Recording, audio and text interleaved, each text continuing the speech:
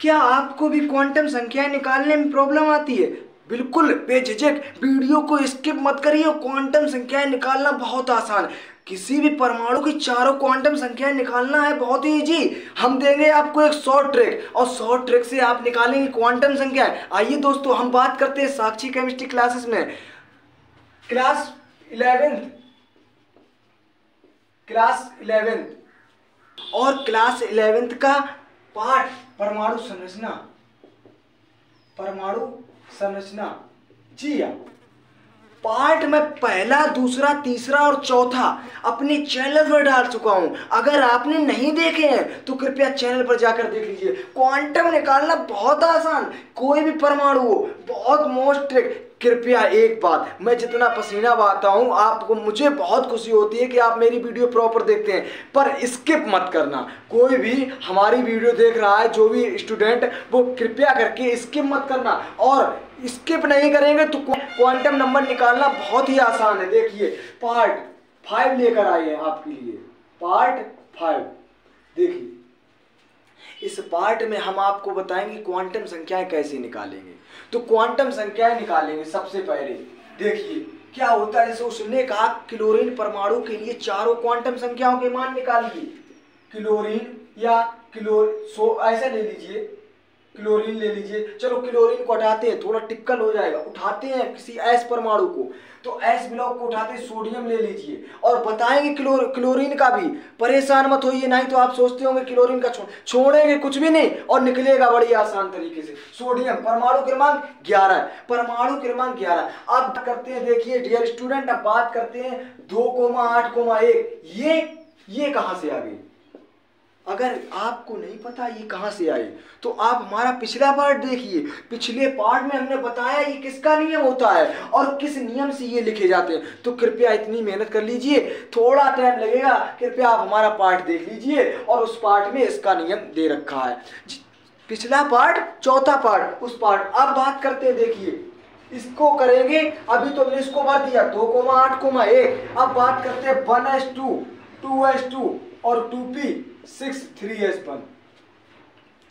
ये कहां से आ गए? इसको भी हम बता चुके हैं कि ये कैसे होता है। और ये 1 के बाद 2 आया, 2 के बाद फिर 2 आया, s के बाद s आया, s के बाद p आया, फिर p के बाद s आया। ये भी हम बता चुके हैं। लेकिन पिछला पार्ट में उसको देखिए, आफवा नियम, ये आपका बोरवरी नियम, आफवा नियम हम बता चुके हैं। आफवा नियम के अनुसार, चलिए अगर आप नहीं देखना चाहते हम इसी में बता दे रहे हैं। देखिए शिव, शंकर, प्रसाद और शिव। आगे होता तो मैं आगे लिखता, ट्रिक में बता चुका। ट्रिक नहीं, जितना ट्रिक था मैंने बता दिया। ट्रिक, जो पूरी ट्रिक है वो पार्ट में देख लेना आप। अब देखते हैं, बात करते हैं 12, 23, 34, 34, 12, 23, यही तो कोड वर्ड था उस पार्ट में। 12, 23, 34, 34। मैंने नहीं बताया था कि कैसे होता है ये 12, 23, 34। आज फॉलो करेंगे इसको, आज बताएंगे। देखिए 12, 23, 34, 34, 2,8,1। अब भरते हैं एस में 2 इलेक्ट्रॉन। मैं बता चुका हूं एस होती है आपकी एक प्रकार की होती है, देख लीजिए थोड़ा रफली कार।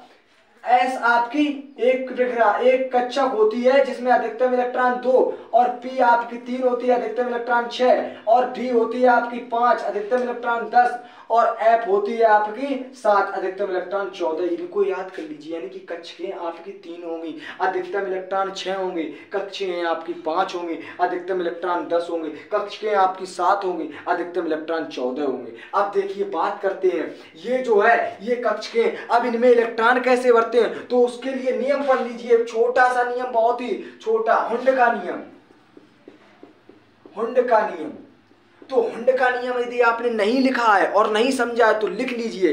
हुंड के नियम के अनुसार कक्षकों में पहले एक एक इलेक्ट्रॉन का समावेश होता है। यदि इलेक्ट्रॉन शेष रह जाते हैं तो चक्रण पुनः प्रारंभ हो जाता है। मैं बात करता हूं, अगर आपको हुंड नियम को देखना है, prove that, it is prove that. मैं बात करता हूं, आप अपना मकान बनवाइए, मकान में एक चीज को देखिए, क्या करते हैं, एक मिस्त्री लगाइए। तो जैसे मिस्त्री क्या करता है, दीवारों को बनाता है। ईंटें आप उधर भी डाल देते हैं, ईंटें आप उधर भी डाल देते हैं। मिस्त्री क्या करता है, उधर से चालू करता है बनाना, बनाते बनाते पहुंच गया। जैसे ही वो वहां पे पहुंचा तो वो मिस्त्री क्या करता है कि वहां पे ये धागे को खोलता है और वहां पे थोड़ा लगा के सीमेंट और 2 ईंटें लगा देता है। फिर अभी वापसी, फिर वो यहीं से चालू करता है प्रक्रिया, फिर यही चालू होता। जब एक मिस्त्री होता है आपका, है ना, तो एक ही वैज्ञानिक तो है, उन्हें बताते हैं कॉन्सेप्ट। क्या करते हैं, आप एक मकान बनवाइए, एक दीवार बन रही है आपकी, तो जैसे ही वो धागा बांधेगा तो वो स्टार्ट करेगा यहाँ से बनाना वहां तक।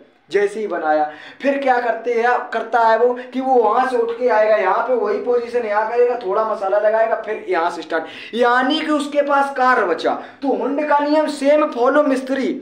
आपके आस पड़ोस में आपका घर बन रहा हो या कहीं बन रहा हो, सदैव याद रखना कि ये हुंड का नियम है, ये हुंड नियम है। कैसे? हुंड के नियम के अनुसार पहले कक्षकों में एक एक इलेक्ट्रॉन का समावेश। जैसे मान लो आपके पास 3p6 है, अब क्या करते हैं, p आपकी होती है कितने प्रकार की, 3 प्रकार की, तो भर लीजिए 3।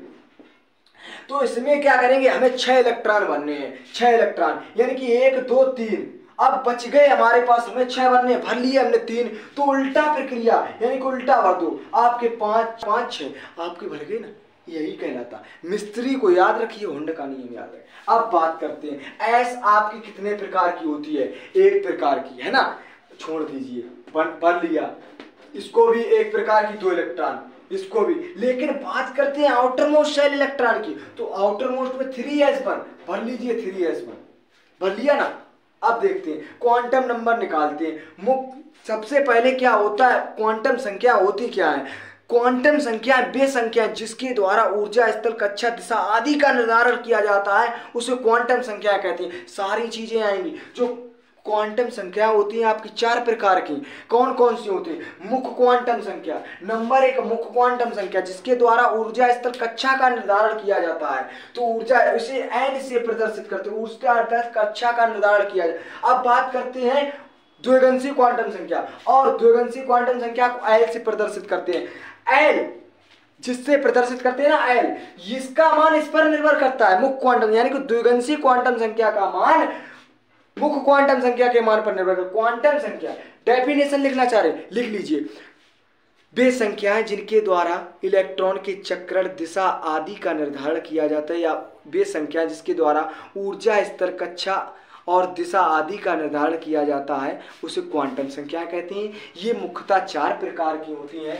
नंबर 1 मुख्य क्वांटम संख्या, नंबर 2 द्विगंशी क्वांटम संख्या, नंबर 2 चुंबकीय क्वांटम संख्या, चुंबकीय, नंबर 4 चक्रण क्वांटम संख्या, चक्रण क्वांटम संख्या। नंबर 1 मुख्य क्वांटम संख्या, नंबर 2 द्विगंशी क्वांटम संख्या, नंबर 3 चुंबकीय क्वांटम संख्या, और नंबर 4 चक्रण क्वांटम संख्या। मुख्य क्वांटम संख्या को, जो आपकी क्वांटम नंबर होते हैं, क्वांटम संख्याएं होती हैं, वो 4 प्रकार की होती हैं। और मुख्य क्वांटम संख्या को एल से द्विगंशी को, यानी कि मुख्य, द्विगंशी, और ये क्या रहता है आपका चुंबकीय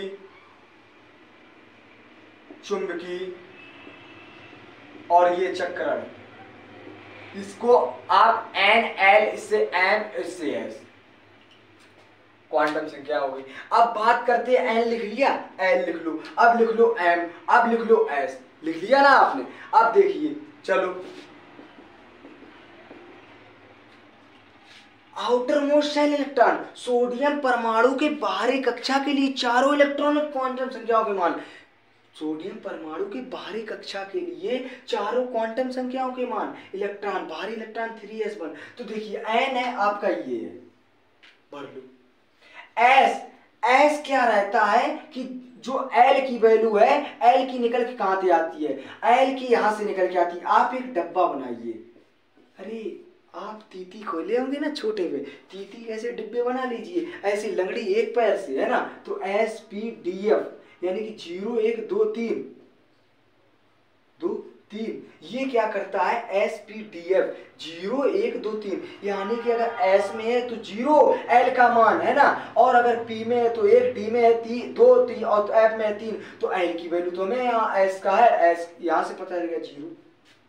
एम की वैल्यू एस, हुंड नियम के अनुसार भर दो, एक कक्षक एक है तो एस के लिए 0, सॉरी एम के लिए 0, एस के लिए इलेक्ट्रॉन तो सीधा है तो +1/2 और उल्टा है तो -1/2। क्या निकला है जी, क्वांटम संख्या निकल आई। अब बात करते हैं थोड़ा और आगे क्वांटम संख्या निकालने का। देखो लिखना चाह रहे हो तो उस पर लिख लीजिए, वीडियो को थोड़ा पॉज कर दीजिए, लिख लीजिए, है ना। अब क्या करते हैं, बात करते हैं, थोड़ा बड़ा उठाते हैं, क्लोरीन को उठाते हैं। कह रखा है कि क्लोरीन परमाणु के लिए चारों क्वांटम संख्याओं के मान ज्ञात कीजिए। इसको समझ गए? तब इसको क्लोरीन परमाणु के लिए उसके बाहरी कक्षा के इलेक्ट्रॉन के लिए चारों क्वांटम संख्याओं के मान तो करते हैं बात। देखिए 2,8,7 यानी कि 1s2 2s2 2p6 3s2 और 3p5 यानी कि 10 2 12 5 17 आपके हो गए। शिव शंकर प्रसाद और शिव प्रसाद 12 23 या सेंट साइनाथ पब्लिक स्कूल पुलिया से दिया। अब देखो आउटर मोस्ट शेल उठाया था ना तो 3p5 NLMS हो गया ना। मुख्य क्वांटम संख्या, द्विगंशी क्वांटम संख्या, चुंबकीय क्वांटम संख्या और चक्रण क्वांटम संख्या। इसका मान इस पर तो रख दीजिए 3। L की वैल्यू डब्बों से SPDF 0 1 2 3। S की वैल्यू यहां से देखिए, L की वैल्यू अगर ये S में है तो 0 और P में है तो 1, लेकिन ये तो P में भरा तो 1 भर दीजिए। M की वैल्यू यहां से पता चलेगी। आप बनाइए P कितने प्रकार की होती, 3 प्रकार की, तो भरिए इलेक्ट्रॉन 5 बन 1 2 3। अरे जी हाँ वही उल्टा भर दो, 4 और 1 5। यहाँ 0 लिख लीजिए, यहाँ -1 यहाँ +1, बस थोड़ा। लास्ट वाला इलेक्ट्रॉन देखिए, लास्ट वाले के लिए पूछा गया तो 1 2 3 4 5 लास्ट वाला ये इलेक्ट्रॉन आपका है ना, लास्ट वाला। थोड़ा वेट करिए। एम के लिए लास्ट वाला इलेक्ट्रॉन क्या पोजीशन पे रखा, 0 रखी। लास्ट वाला इलेक्ट्रॉन कैसा आपका उल्टा तो -1/2।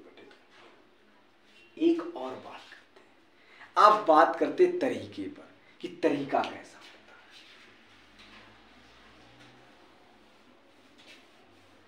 तरीका ट्रिक रहती है कि अगर आपको पता हो कि किस तत्व का कौन सा एलिमेंट है और कौन से वर्ग में बैठा है, अगर आपको पता है ये एलिमेंट एस वर्ग में पहुंचा है और एस में क्या रहेगा तो एस में आप बता देंगे कि कुछ भी हो ML की वैल्यू मैं आंख मीच के बता दूंगा। जी हाँ, अगर आपको पता चल गया कि, और ये पता ही चल गया, मैं ट्रिक बता चुका हूं कि कैसे पता करते हैं एस परमाणु। अगर ये पता चल गया आपका एस ब्लॉक है, एस ब्लॉक का एलिमेंट है, तो आप बता देंगे कि सर ये लीजिए L और M की वैल्यू यहाँ पे 0 रहेगी क्योंकि वहां पे कक्षक 1 है। बात करेंगे N और S की, यहाँ पे यदि एक काम होगा +1/2 या तो -1/2, यहाँ पे कुछ भी हो सकता है। तो बात करते हैं, देखिए एक तो पहला तरीका ये रहता है आपका, अगर P में है तो हम बता दें P। अब हमें क्या पता करना है कि कौन सा किस में रखा है ना, वही तो पता करना। ये हमारा एस में था। अब बात करते हैं कि कैसे, एक और तरीका होता है, दूसरा तरीका देख लीजिए। ये आपका 3s1 है, लिख लीजिए। क्या करिए आप NLMS, N की वैल्यू 3, S की वैल्यू सॉरी L की वैल्यू एक जगह से निकल गया, SPDF 0 1 2 3 यानी कि यहां से बराबर 0। M की वैल्यू यहां से, इलेक्ट्रॉन कहां पे है, यहां पे है ना, तो ये आ गया। S की वैल्यू यहां से, इलेक्ट्रॉन कैसा जी, उसमें था ऐसा क्लोरीन वाले -1 0 +1।